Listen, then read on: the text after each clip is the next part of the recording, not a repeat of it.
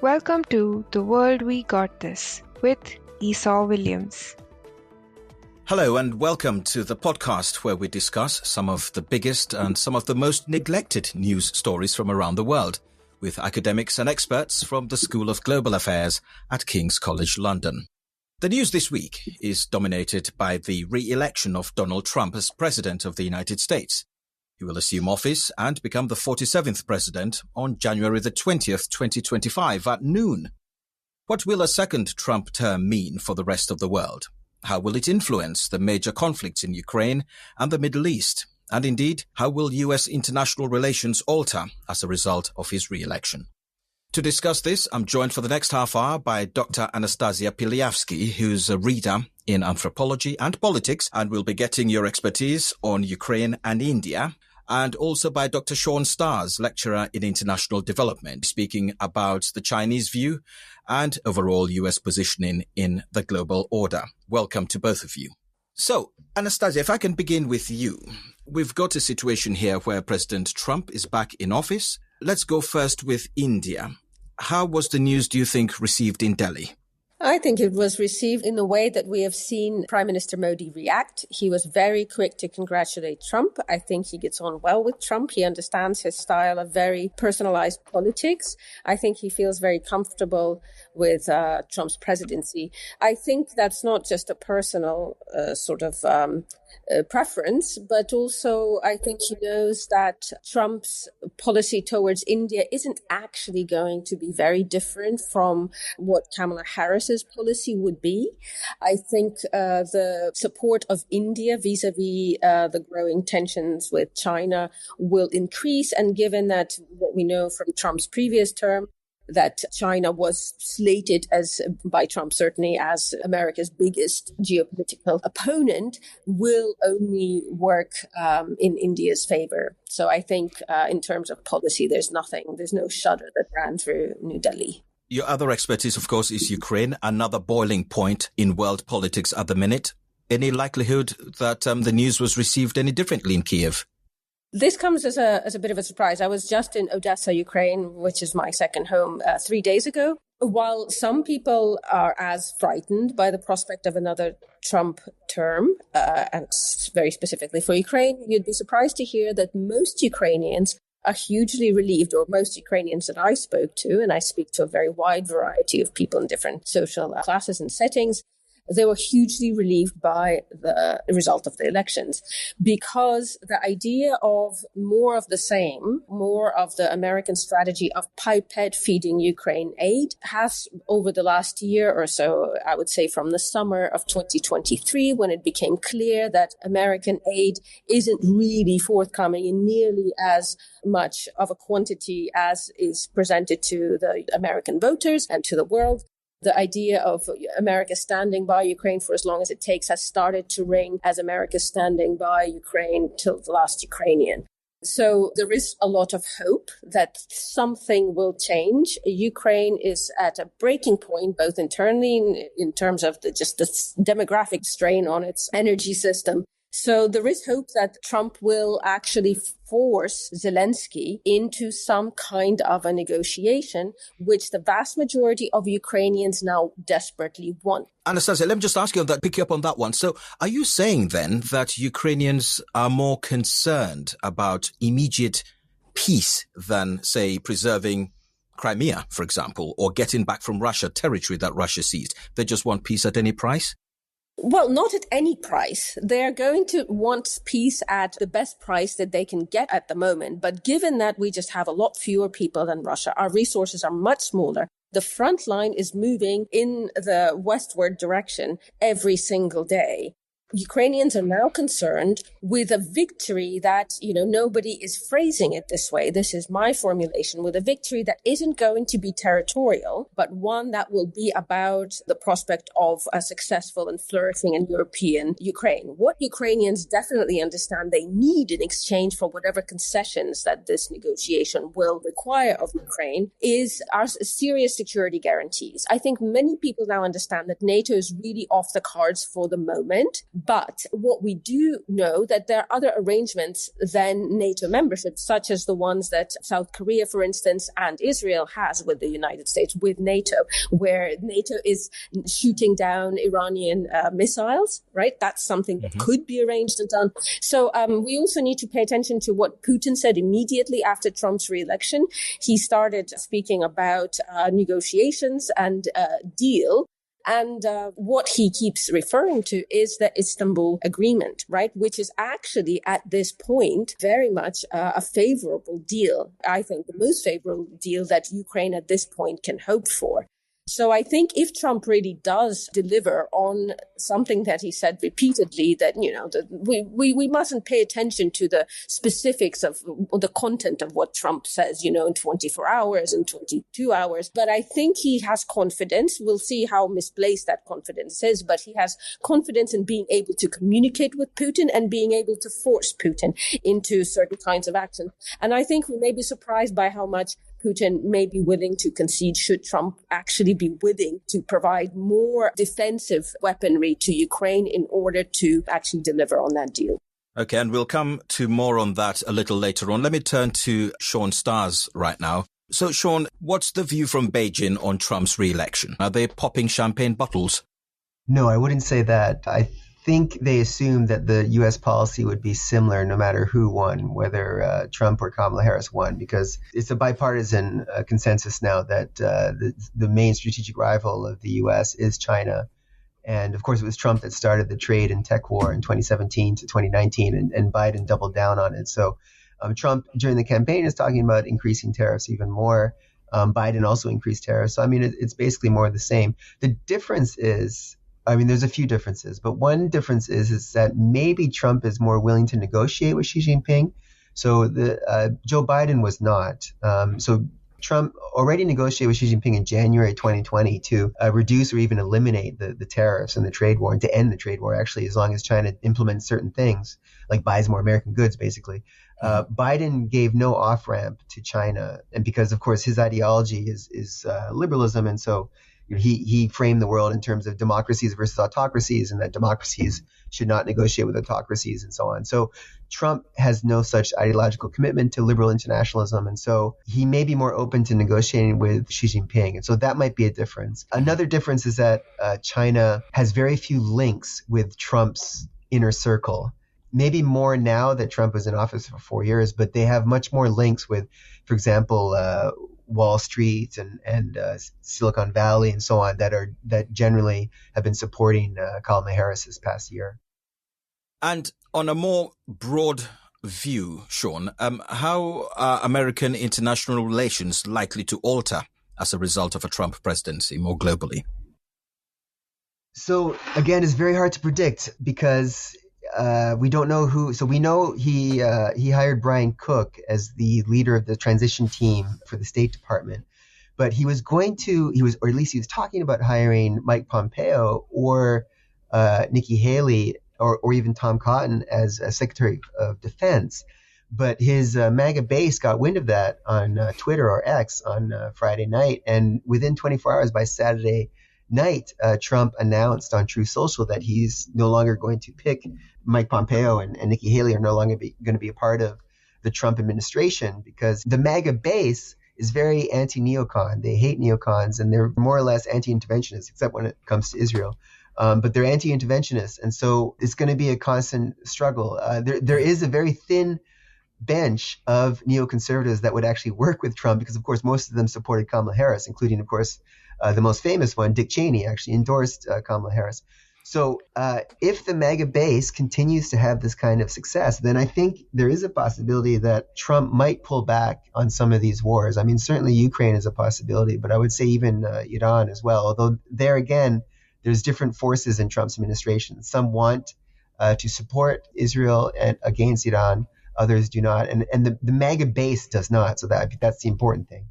How important going forward is the MAGA base going to be? I mean, Silvio Berlusconi once said that you campaign in poetry and you govern in prose, right? Given the fact that he's not constrained by a second-term re-election, this would be his last presidency if he went by the Constitution. Does he have to always pander to what the MAGA base want?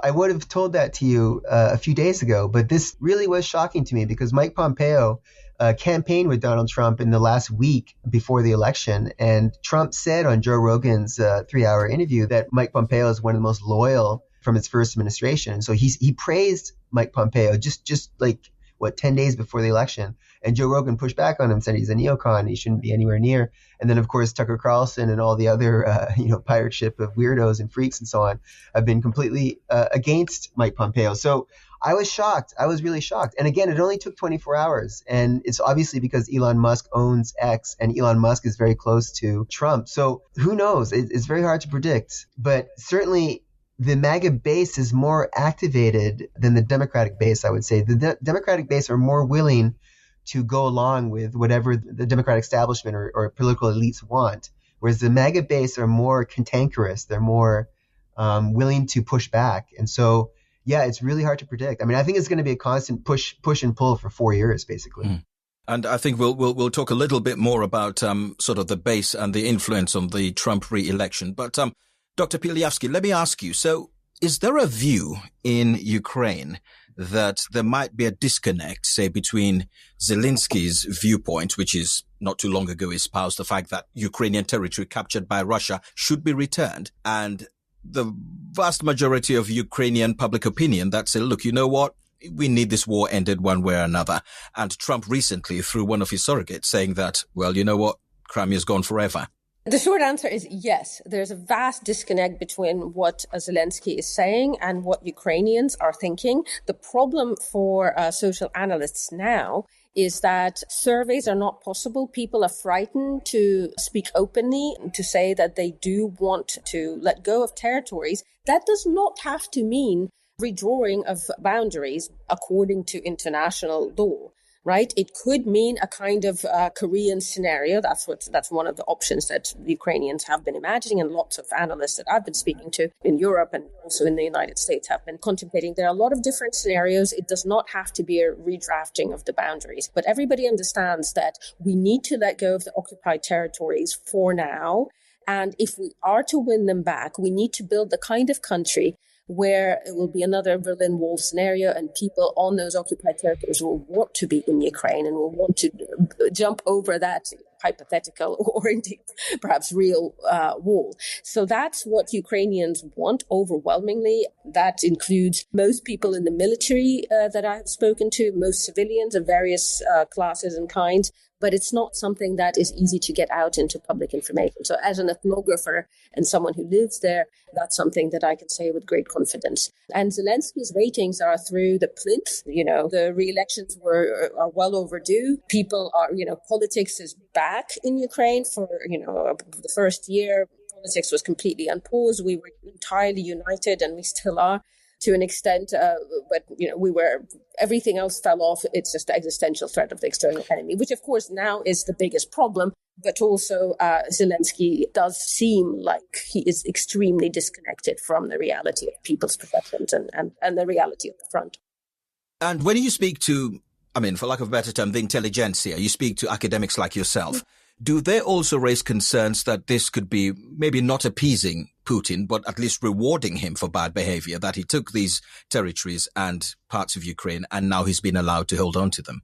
The intelligentsia, as well as other people in Ukraine, and I, myself included, feel very strongly that Western support has been drastically insufficient. I personally, think that Biden's policy of least involvement and the announcement of aid that materialized only to a very small fraction, the reality of every single bill, for instance, the Lend-Lease never materialized, and the slowness with which Americans reacted has been absolutely a major strategic error. But it's something that has been a strategy, a decision. It may, viewed in historical, in the retrospective as a decision not to decide, a decision of non-decision. Still, it is very much a consistent policy that was followed by Washington and, subsequently by other European NATO allies. So yes, that is a grave error. But given the reality of that strategy and where we are now, If there was a drastic change of heart in DC and suddenly we were properly armed, yes, things could have changed, but I don't see any sign of that changing.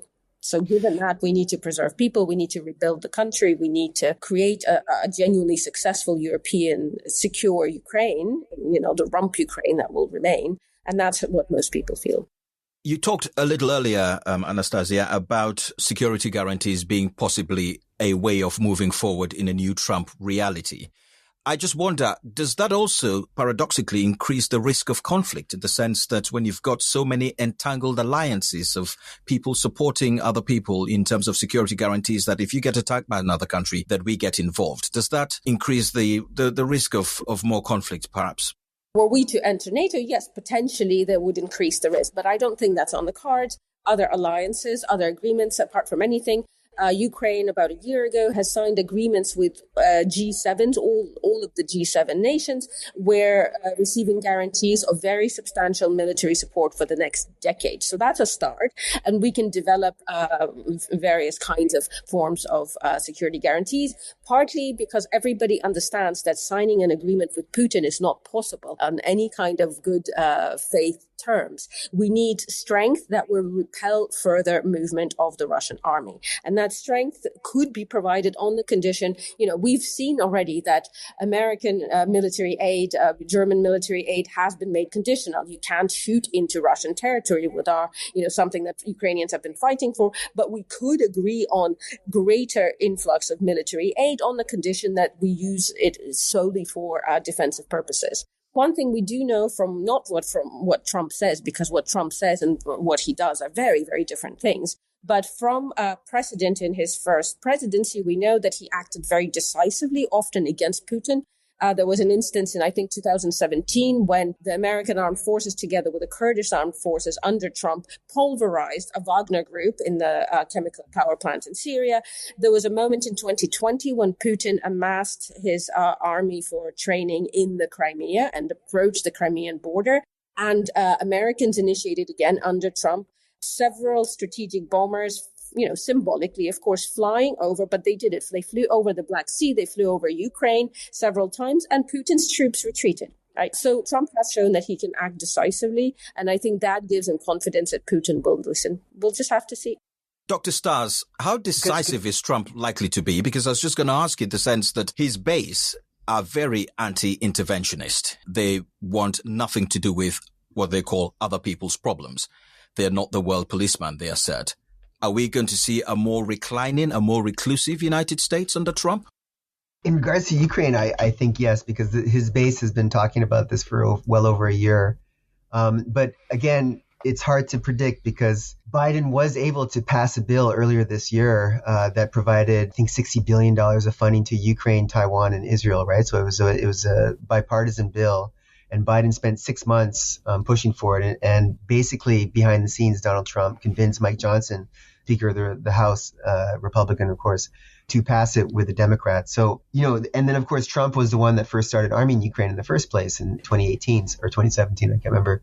Whereas Obama said that he wouldn't because he said that Russia would always have escalation dominance. And so this is not a war that the U.S. could win. And so we won't do it. And then Trump was the one that decided to do it. So, but I do think, he brought in quite a lot of neocons in his first administration, and they were able to outmaneuver Trump. And, whether he is serious about preventing that again, I think his base definitely is. And there are some very big names with very big platforms. So Tucker Carlson has a platform of millions of people that can be mobilized. And like I said, we just saw the first success over the weekend. So, yeah, I'm thinking that on Ukraine that they will pull back with NATO and so on. I don't think Trump will try to, leave NATO. I mean, I do think he's going to browbeat Europeans to pay their 2% share, just like he did in the first term. I don't think he's going to seriously threaten the cohesion of NATO. I mean, after all, there was enlargement under Trump as well. So Montenegro and North Macedonia were added under Trump. So there was enlargement as well. With Israel, again, probably he's going to fully back Netanyahu even more than Biden. And so that has implications for the West Bank as well, of course, probably Iran. Although, again, it's very unpredictable. Yes, and we'll come to that in the second half of the program. So just to remind people that you're listening to World We Got This podcast with me, Esau Williams from King's College London. And let's take a quick break. Je luistert naar You are listening to the World We Got This podcast.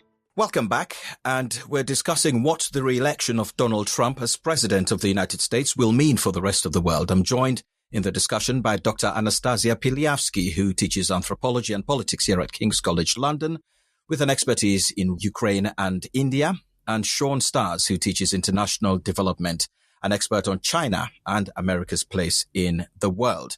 So, Dr. Stars, let's continue where we left off. Now, this MAGA movement is obviously an important part. They paid the down payment on a Trump re-election. If they don't get what they want, as we discussed earlier, say he decides to ignore them because he's just got one term, could we see people out in the streets in America saying that, well, you need to do what you promised?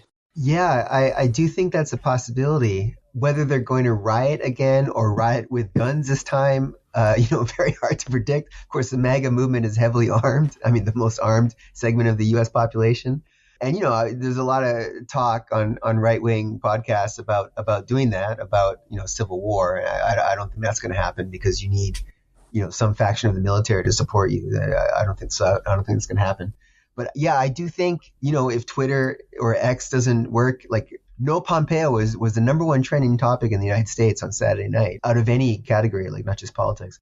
So, but if that doesn't work again, then I do think that they can be mobilized on the streets because, we still don't know what kind of role RFK Jr. and Tulsi Gabbard are going to have. So Tulsi Gabbard has also been traditionally an anti-interventionist, as have RFK Jr., except when it comes to Israel. But in other theaters of war, they have been anti-interventionists, and we don't know what role they'll have. I mean, they're probably not going to have cabinet positions because they won't be able to be approved by the Democrats. But they might be some sort of White House czar or something. Right. Who knows? And Dr. Piliavsky, let's go to India. Now, Narendra Modi, a lot of his critics would say he's a nationalist, the BJP that he heads the party of, has some similarities in terms of the MAGA movement with, sort of nativist politics of wanting their own as opposed to having sort of more internationalist. Has Trump got an immediate ally? Does the United States have an immediate ally in India to where they can count on the Indians in resolutions, for example, in the Security Council or on major international decisions on conflicts, for example, with Iran? Well, I think actually Trump and Modi are more similar in that on the one hand, they appear like populists. And I think a lot of left-sided critics see them as that. But in reality, both their platforms and the victories that they've had were completely economically based. Their political base, both Trump in the States and Modi in India, are poorer, sort of middling business, and on the one hand, very rich and also quite poor in India as well. And the demands of the electorate, as far as we understand it, and including the drop in Modi's performance earlier this year, were all completely economically based. I mean, all the exit polls in America show that it's the economic issues that matter. And in that sense, even sort of the MAGA issues of the Mexican wall were all about the working class not being undercut by illegal immigration and so on. So that's in regards to the parallel between the two. On the other hand, I think India has got and will have a stronger and stronger ally in the United States.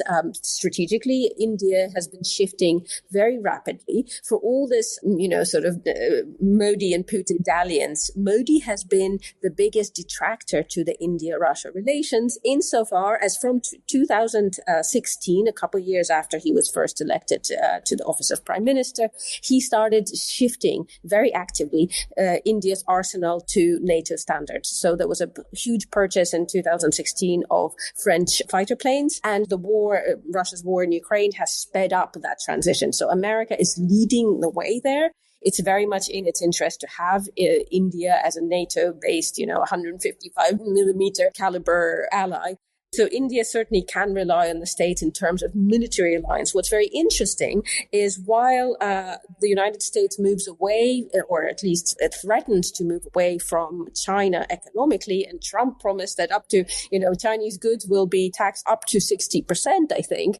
India has shifted, on the one hand, strategically towards NATO and the United States, but economically towards China. And last year, very quietly, China became India's biggest trade partner. It overtook the United States in the volume of trade. And India has been easing visas for Chinese specialists who are helping India to build infrastructure projects, factories, because, of course, India needs to, given global warming, farmers are suffering. Farmers were the weakest link in these last elections, and India needs to industrialize and bring as many farmers into factories. Yeah, and let me bring you back to Ukraine, Anastasia, your other area of expertise. You did mention at the start of the podcast that many people in Ukraine were pleased at a Trump re-election. Was that also as a result of the fact that he said he could solve the conflict in a day? No, I think Ukrainians are very politically astute. They know the difference between content and rhetoric. They know the difference between words and actions, something that American voters tend to often get confused, or indeed commentators on what Trump says. On the one hand, they say that he lies all the time, and then they start analyzing the content of his speeches. So, no, Ukrainians are mostly, the feeling is one of relief and now anticipation. Relief that we won't get more of the same because, for example, that famous 60 billion bill that was passed earlier this year, in fact, doesn't ring fence a single dollar to Ukraine alone. And the actual aid that Ukraine will be getting is at best 7 billion. And this has been the case with every single bill. But of course, most of the reportage is really very surface. And what's reported is 60 billion, or, the finest kind of report in the Financial Times was 22 billion. Which is ring-fenced from all of the world and its environs, which is why, of course, when that bill froze for 8 months in the Congress, the Ukrainian front didn't collapse, right? Precisely because there's so little aid that has come from the United States. So there's hope that something will change. And I think that brings us to the varieties of what's going on inside Trump's party that Sean was talking about. There are very heated discussions, very knowledgeable discussions in the Ukrainian public space about the composition of Trump's party. I mean, for the next 2 years, he's got both the Senate and the Congress. He's got, full house, really. But again, the neocons and the MAGA crowd are a very interesting balance. The fact that he even considered Nikki Haley, who has by far the strongest position on Ukraine of any American politician of that caliber, is quite important. Trump has said many things. On the one hand, people in his circle have said, let's stop funding Ukraine. But there are also several advisors who have written very important papers, both on supporting Ukraine more, but conditionally. Because the biggest contrast that's been drawn by a variety of people and what the MAGA crowd call deep state advisors, people with serious experience and especially military experience that have served under Trump in his first term, have actually drawn the contrast with the Democrat position insofar as the Democrats are giving very little unconditionally. We will give a lot, but very conditionally. So that's the sort of shift that would be the best possible scenario for Ukraine that Ukrainians are hoping for. It's a hope. Indeed. And Dr. Stars, you mentioned also that, China was somewhat agnostic to whoever came into office because the policy wouldn't change per se. But Trump did say on the campaign trail that, Taiwan should start paying the US for protecting it in some sort of insurance policy. And that because they were having so many semiconductors built there that they were stealing American jobs. I mean, that should be a departure from normal US policy, no? Yeah, I mean, we'll see if that happens. If that does happen, that does formalize the relationship between Taiwan and the U.S. more than Xi Jinping would probably be comfortable with. And so I would imagine that would significantly ratchet up tensions. And so I'm not sure if Trump would actually do that. In terms of the semiconductors, he said different things. So he said he wants to get rid of the Chips and Science Act and the Inflation Reduction Act. On the other hand, the Chips and Science Act was actually first developed under his administration in 2020 or 2019, I think. It was Biden that completed it. So it was actually from his administration, his idea. And it does accord with his starting of the tech war and trying to bring semiconductor production back to the United States. So again, I think there's going to be a lot of continuity there. But whether he's going to ramp up the military relationship, I mean, he did sell weapons, more fighter jets to Taiwan, and then so did Biden. I mean, he also asked Mexico to pay for the wall in 2017, and that never happened, So he does say a lot of different But also he was asked, I believe during the campaign trail, that he was asked whether he would come to the defense of Taiwan if China were to make any moves. And his response was that she wouldn't dare because he knows I'm, excuse the language, effing crazy.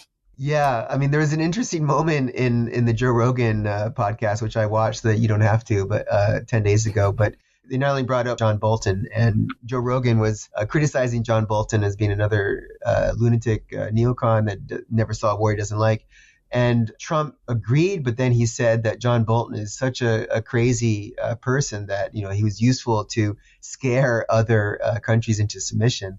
But I doubt he's going to bring people back like John Bolton because the base is really they hate him, and John Bolton himself hates Trump now. I mean, he's a never Trumper now. Yeah, but so that is, you know, according to him, that's his negotiation tactic to talk a big game. Of course, in his first term, he said on Twitter to Kim Jong-un that, you know, he has a bigger button than he does, and there'll be fire and brimstone and so on. And then like a year later, they're shaking hands, and he's the first sitting president to cross into the border into North Korea. So, you know, there's a lot of storm and drang, a lot of you know, big talk. He sees it as part of his strategy to negotiate the deal. The art of the deal. Dr. Starr, in your sphere of academia, development politics, and thinking about the developing world, the notorious sort of observation of Trump's previous presidency was his disengagement, lack of engagement at all with Africa, for example, never even set foot on the continent. Do you think that will change with the new Trump presidency?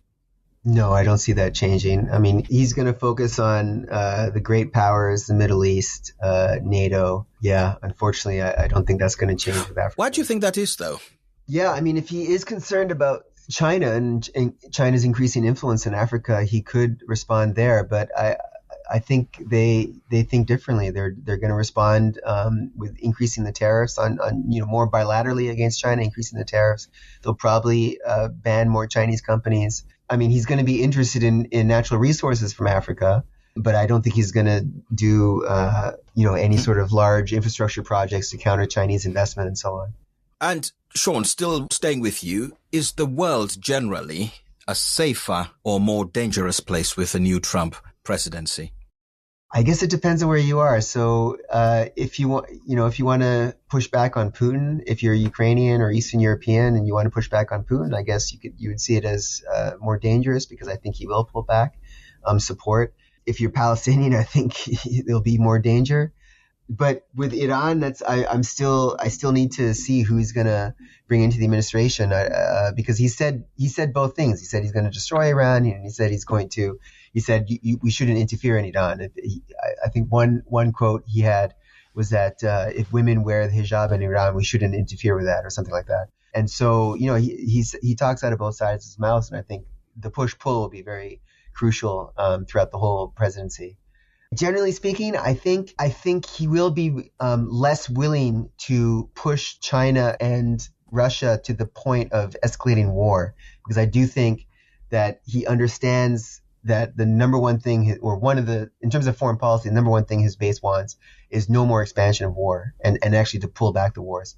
So I do think that the wars will end. Now, of course, what the other side does, Putin, Xi Jinping, is, you know, who knows?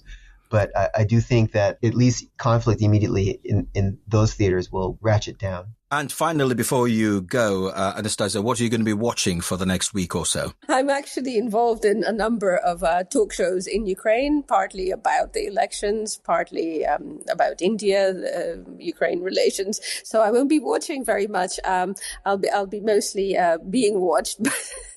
But I am in the evenings. It's not true. I've been watching films with Sophia Loren, which I'm watching with my 7-year-old daughter now. Okay. And Sean, what are you going to be keeping your eyes on the next week or so? I would love to watch Sophia Loren movies as well, but I'm gonna look very closely at who he's going to bring into his cabinet. I think that's going to be key to a lot of the questions that you've been asking in terms of this push-pull between the MAGA base and his administration officials. So who is he going to bring into the cabinet over the next few months?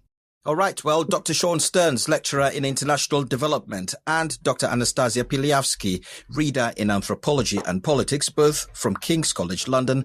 Thank you very much for your time and the privilege of your company, and we will be back next time.